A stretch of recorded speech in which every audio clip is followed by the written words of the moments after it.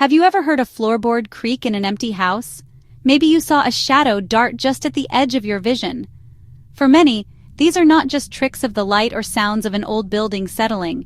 They are signs, hints of something else, something that perhaps stayed behind when it should have moved on. Ghost stories are as old as humanity itself, whispered around campfires and passed down through generations. Think of the famous Brown Lady of Raynham Hall, a spectral figure in a brown brocade dress. Her photograph in 1936 sparked a worldwide sensation. People did not just see a smudge on a negative. They saw proof of a world beyond our own, a chilling confirmation that the dead might not be so far away after all. These tales are powerful. They stick in our minds and color our perceptions.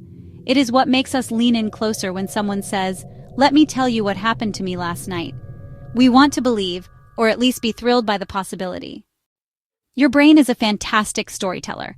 It is also a bit of a liar.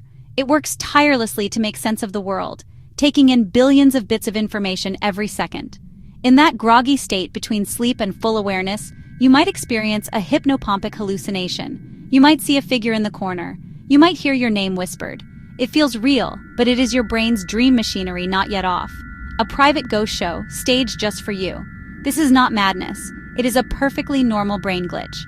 Think of your brain as an overeager intern. It gets a weird shadow, a radiator creak, and tries to make a story.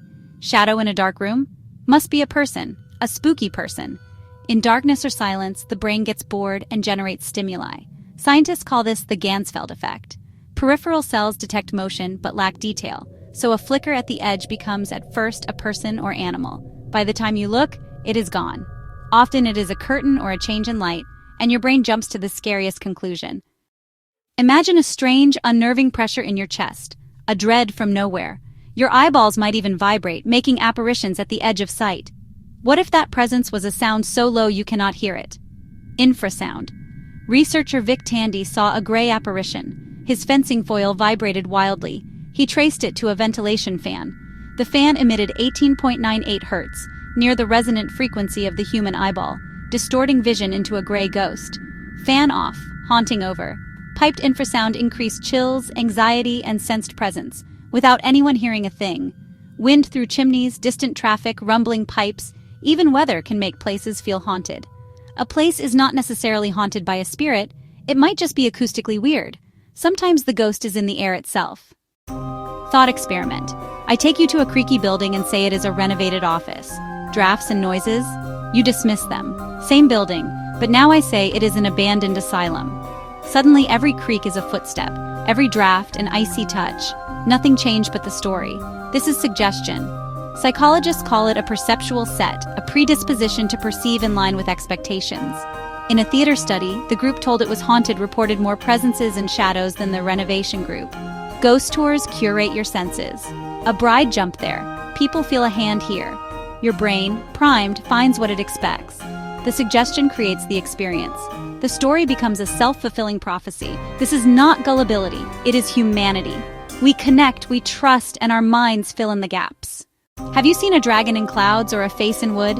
This is Pareidolia, seeing patterns, usually faces where none exist. Evolution made us face-finding machines. Better 100 false alarms than miss the one predator. In shadows or grainy photos, that software keeps running. Click, the brain assembles a face. Orbs, misty shapes, people see faces in fog. Often it is not a spirit, it is pattern finding in noise. Audio Pareidolia too. Hours of static, then a fragment that sounds like "get out" or "I'm here." The brain solves a puzzle with missing pieces and invents what fits. The perception feels real because the same neural pathways light up as with a real face. Appreciate the artist in your head. What does a ghost look like? Many imagine a transparent floating figure, maybe with chains or a moan. Why that image? Culture gave us a blueprint. Folklore, literature, and movies. Early films used white sheet figures echoing burial shrouds. Then the spectral, see-through apparitions. The 80s loved chaotic, slime-spewing poltergeists. More recently, the vengeful, stringy-haired spirit, borrowed from Japanese yurei folklore. Our ghosts follow scripts, tied to locations, unfinished business, tragic deaths, cold spots, moving objects. When something odd happens at home, culture supplies the explanation. Must be a poltergeist. Different eras and places interpret the same noise through different stories. Our ghosts reflect our stories, fears, and cinematic tastes. Science shines light in the dark, yet sometimes it recreates hauntings. Michael Persinger's God helmet used weak magnetic fields, stimulating temporal lobes. Many reported a sensed presence. Some called it God, an angel, a demon, or an alien. Idea: a temporary split in self, one hemisphere perceived as someone else. In surgery, stimulating the left temporoparietal junction made a patient feel a shadow person mimicking her. Doctors found the brain's ghost button. These experiments do not disprove ghosts. Science cannot prove a negative, but they offer powerful alternatives. Feelings of a presence or touch can be generated by magnetic fields, electrical stimulation, or neural glitches. The ghost need not be out there. It could be a phantom signal in the circuitry of our minds. We explored brain tricks, night hallucinations, faces and static, infrasound, and how stories haunt places. Evidence points toward psychology and biology, yet the stories persist. For every explanation, someone offers multiple sober witnesses or specifics about the deceased. The skeptic says trick of light or shared illusion. The believer says proof. Perhaps the question is not whether ghosts are real, but why we need them to be. A World with Ghosts says the story does not end. Love, rage, memory leaving imprints that echo through time. Belief lets us hope consciousness is more than chemistry. A comforting, if spooky, thought. Our brains are not recorders, they are interpreters, storytellers, magicians, and scientists. Next time you hear a noise or feel a chill, you stand at a crossroads. Brain tricks, or something else just beyond our own world? What do you think? But your comment below.